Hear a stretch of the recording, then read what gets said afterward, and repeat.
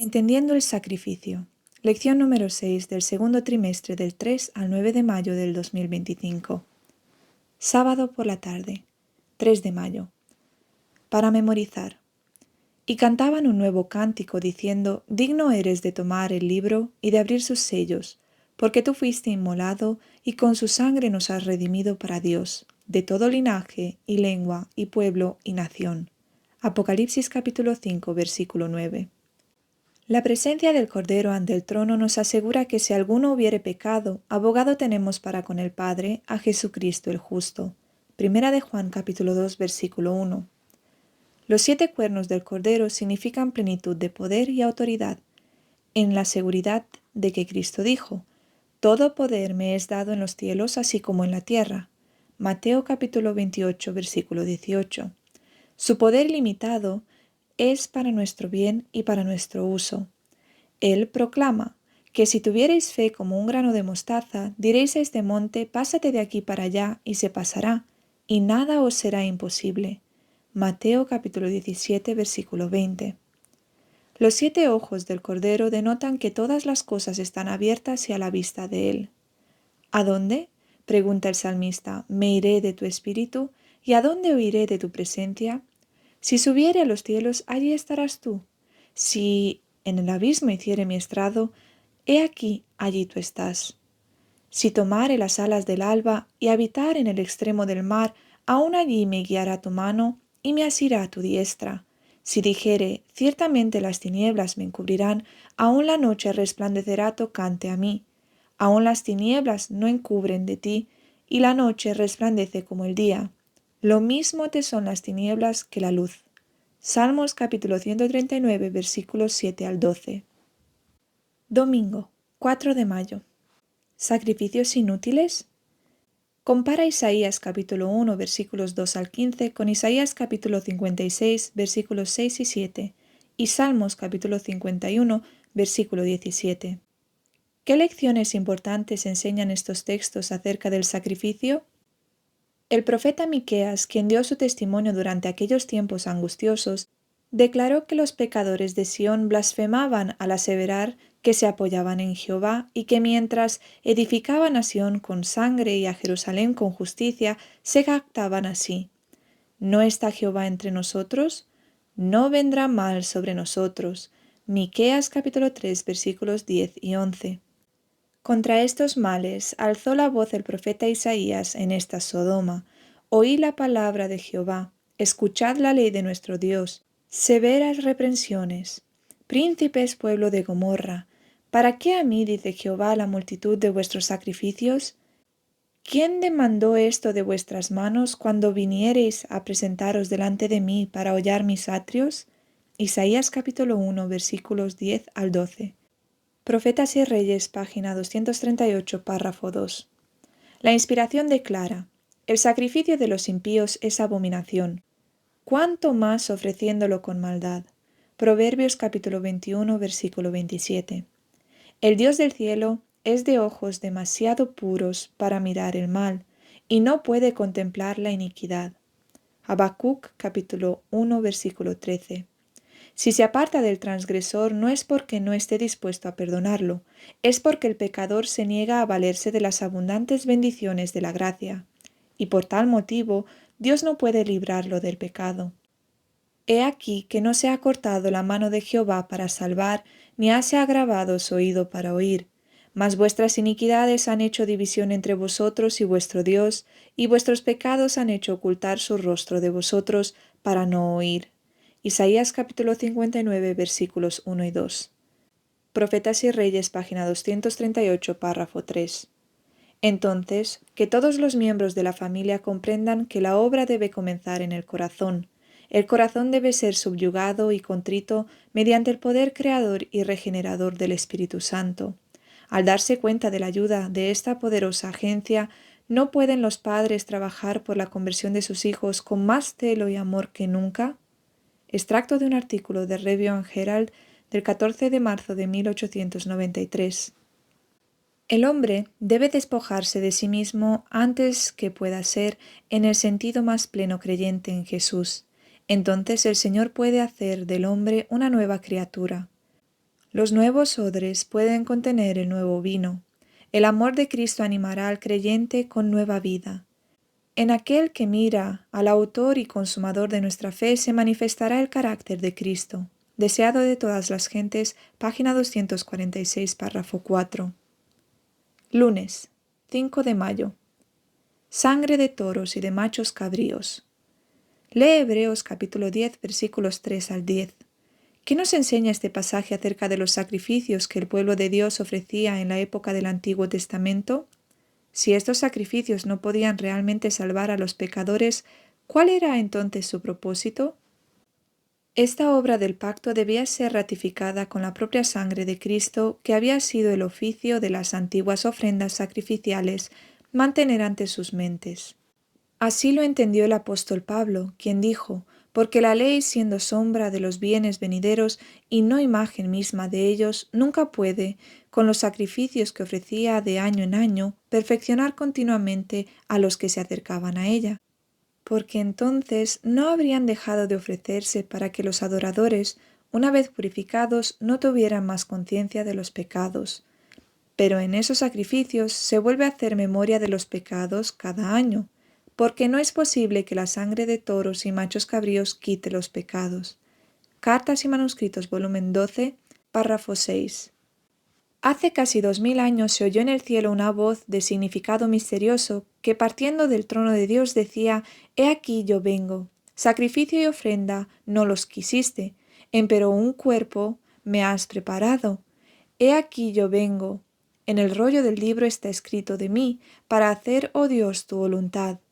En estas palabras se anunció el cumplimiento del propósito que había estado oculto desde las edades eternas. Cristo estaba por visitar nuestro mundo y encarnarse. Él dice: «Un cuerpo me has preparado». Si hubiese aparecido con la gloria que tenía con el Padre antes que el mundo fuese, no podríamos haber soportado la luz de su presencia. A fin de que pudiésemos contemplarla y no ser destruidos, la manifestación de su gloria fue velada. Su divinidad fue cubierta de humanidad. La gloria invisible tomó forma humana visible. Deseado de todas las gentes, página 14, párrafo 3. En el antiguo Israel se declaró solemnemente que aquel hombre que rechazase la purificación y permaneciese impuro fuera apartado de la congregación. Para nosotros tienen un significado especial. Si en la antigüedad los que eran impuros debían purificarse con la sangre aspergida, tanto más necesitan los que viven en los peligros de los últimos días y están expuestos a las tentaciones de Satanás, que la sangre de Cristo se aplique a sus corazones. Testimonios para la Iglesia, volumen 4, página 124, párrafo 3. Martes, 6 de mayo. El Cordero de la Pascua. Lee Éxodo capítulo 12 versículos 1 al 11, Isaías capítulo 53 versículos 7 y 8, Primera de Corintios capítulo 5 versículo 7 y Apocalipsis capítulo 5 versículo 6. ¿Qué nos enseñan estos textos acerca de Jesús como sacrificio pascual? ¿Qué significa esto para cada uno de nosotros? Después de condenar a Jesús, el concilio del Sanedrín se habría dirigido a Pilato para que confirmase y ejecutase la sentencia, pero estos funcionarios judíos no querían entrar en el tribunal romano. Según su ley ceremonial, ello los habría contaminado y les habría impedido tomar parte en la fiesta de la Pascua. En su ceguera, no veían que el odio homicida había contaminado sus corazones, no veían que Cristo era el verdadero Cordero Pascual y que por haberle rechazado para ellos la gran fiesta había perdido su significado. Deseado de todas las gentes, página 671, párrafo 2. Pilato tenía tan poco deseo como ellos de que el cuerpo de Jesús permaneciese en la cruz. Habiendo obtenido su consentimiento, hicieron romper las piernas de los dos ladrones para apresurar su muerte, pero se descubrió que Jesús ya había muerto. Los rudos soldados habían sido enternecidos por lo que habían oído y visto de Cristo, y esto les impidió quebrarle los miembros. Así, en la ofrenda del Cordero de Dios se cumplió la ley de la Pascua. No dejarán de él para mañana, ni quebrarán hueso en él, conforme a todos los ritos de la Pascua la harán. Deseado de todas las gentes, página 716, párrafo 3.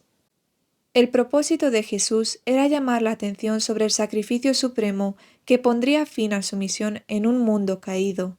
Se estaban reuniendo en Jerusalén para celebrar la Pascua mientras que él, el Cordero antitípico, por un acto voluntario se apartaba a sí mismo como oblación.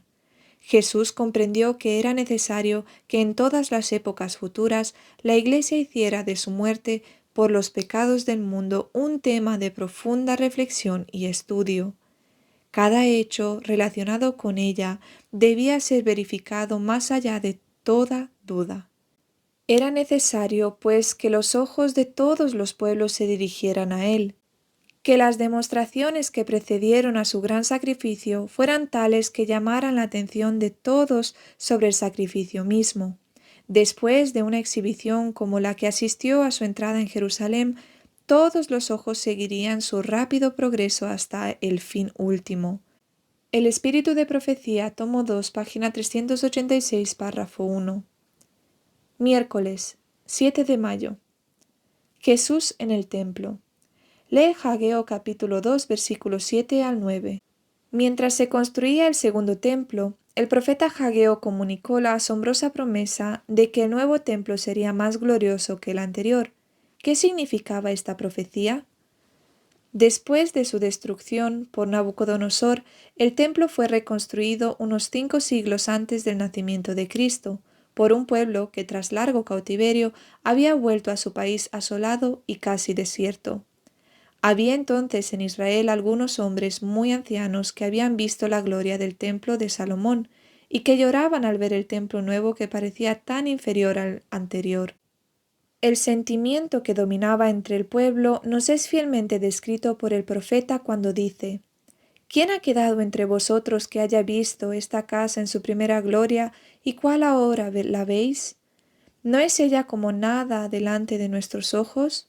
Ageo capítulo 2, versículo 3, Esdras capítulo 3, versículo 12. Conflicto de los siglos, página 23, párrafo 2. Entonces fue dada la promesa de que la gloria del segundo templo sería mayor que la del primero. Pero el segundo templo no igualó al primero en magnificencia ni fue santificado por las señales visibles de la presencia divina con que lo fuera el templo de Salomón, ni hubo tampoco manifestaciones de poder sobrenatural que dieran realce a su dedicación. Ninguna nube de gloria cubrió al santuario que acababa de ser erigido. No hubo fuego que descendiera del cielo para consumir el sacrificio sobre el altar. La manifestación divina no se encontraba ya entre los querubines en el lugar santísimo. Ya no estaba allí el arca del testimonio, ni el propiciatorio, ni las tablas de la ley. Ninguna voz del cielo se dejaba oír para revelar la voluntad del Señor al sacerdote que preguntaba por ella. Conflicto de los siglos, página 23, párrafo 3.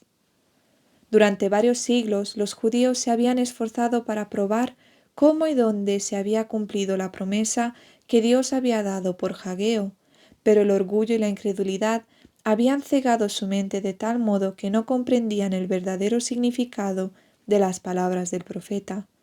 Al segundo templo no le fue conferido el honor de ser cubierto con la nube de la gloria de Jehová, pero sí fue honrado con la presencia de uno en quien habitaba corporalmente la plenitud de la divinidad, que uno que era Dios mismo manifestado en carne.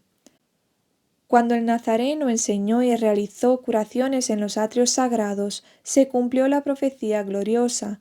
Él era el deseado de todas las naciones que entraba en su templo. Por la presencia de Cristo y sólo por ella, la gloria del segundo templo superó la del primero. Conflicto de los siglos, página 24, párrafo 1. Jueves, 8 de mayo. Tú creaste todas las cosas. Lee Isaías capítulo 6 versículos 1 al 5 y Apocalipsis capítulo 4 versículos 2 al 11. ¿Qué elementos de estas dos visiones son similares? Presta atención al orden de los acontecimientos. ¿Qué tema se presenta primero? ¿Qué viene después? ¿Qué verdad acerca de Dios es subrayada en estas visiones? Además de esta semejanza divina que vio Ezequiel, Ezequiel capítulo 1, versículo 28, la Biblia nos revela a Dios entronado en 3 otras ocasiones, una vez visto por Isaías y 2 veces visto por Juan el Revelador, a saber, 1. Vi yo al Señor sentado sobre un trono alto y sublime, y sus faldas henchían el templo. Y encima de él estaban serafines, cada uno tenía 6 alas, con 2 cubrían su rostro, y con 2 cubrían sus pies, y con 2 volaban. Y el uno al otro daba voces diciendo, Santo, Santo, Santo, Jehová de los ejércitos, toda la tierra está llena de su gloria. Y los cuiciales de las puertas se estremecieron con la voz del que clamaba, y la casa se llenó de humo. Isaías capítulo 6, versículos 1 al 4. 2. Y luego fui en espíritu, y he aquí un trono que estaba puesto en el cielo, y sobre el trono estaba uno sentado, y alrededor del trono había 24 sillas, y vi sobre las sillas 24 ancianos sentados, vestidos de ropas blancas, y tenían sobre sus cabezas coronas de oro, y 7 lámparas de fuego estaban ardiendo delante del trono, las cuales son los 7 espíritus de Dios. Y delante del trono había como un mar de vidrio semejante al cristal, y en medio del trono y alrededor del trono 4 seres vivientes llenos de ojos delante y detrás. Apocalipsis capítulo 4 versículos 2 y 4 al 6. 3. Después se me mostró un río limpio de agua de vida, resplandeciente como el cristal, que salía del trono de Dios y del Cordero. Apocalipsis capítulo 22 versículo 1. Por cuanto el trono visto por Isaías era un tren séquito, y por cuanto la entrada del templo, los quiciales de las puertas se estremecieron con la voz del que clamaba, y la casa se llenó de humo, Isaías capítulo 6 versículos 1 y 4, se trata de un trono que viaja, mientras que ambos, el trono de Apocalipsis 4, teniendo el mar de vidrio delante de él, y el trono de Apocalipsis 22, teniendo el río de vida delante de él, son tronos estacionarios. Aunque el que vio Ezequiel es semejante al que se mostró a Isaías, son realmente tronos distintos y separados, porque cada uno de los serafines de la visión de Isaías tienen 6 alas, mientras que cada uno de los querubines tiene solo 4. En el último, además, los querubines se encontraban debajo del trono, mientras que en el anterior los serafines se ubicaban por encima del trono. Registrados en la Biblia, por lo tanto, hay 4 tronos, 2 inamovibles y 2 movibles. Para localizar el trono de Apocalipsis 4 y el de Apocalipsis 22, notemos en primer lugar que este último, el único del cual procede el río de vida, es, dice el revelador, el trono de Dios y del Cordero, en el cual se sentó Cristo a la diestra de Dios tras su resurrección. El primero, el único que tiene el mar de vidrio delante, es según la visión de Juan, en el lugar santísimo del santuario celestial, porque Juan vio 7 lámparas de fuego delante de éste. Apocalipsis capítulo 4, versículo 5, un mueble del santuario. Cuando en una visión le fue dado al apóstol Juan que viese el templo de Dios en el cielo, contempló allí 7 lámparas de fuego ardiendo delante del trono. El conflicto de los siglos, página 466-467. Entonces, en cuanto al desplazamiento del Padre y del Hijo, del trono de Dios y del Cordero, el único donde está el río de vida, al trono donde se encuentra el mar de vidrio, nosotros podemos leer: vi al Padre levantarse del trono y en un carro de llamas entró en el lugar santísimo, al interior del velo y se sentó. Entonces Jesús se levantó del trono.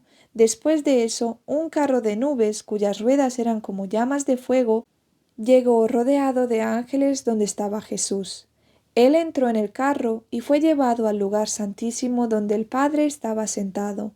Primeros Escritos, página 55. Registrando el mismo evento como él lo vio, dice Daniel: estuve mirando hasta que fueron puestos tronos y un anciano de días se sentó, cuyo vestido era blanco como la nieve y el pelo de su cabeza como lana limpia. Su trono, llama de fuego, y sus ruedas fuego ardiente. Un río de fuego procedía y salía de delante de él. Millares de millares le servían y millones de millones asistían delante de él. El juez se sentó y los libros fueron abiertos. Daniel capítulo 7 versículos 9 al 10. Viernes 9 de mayo. Pensamiento adicional.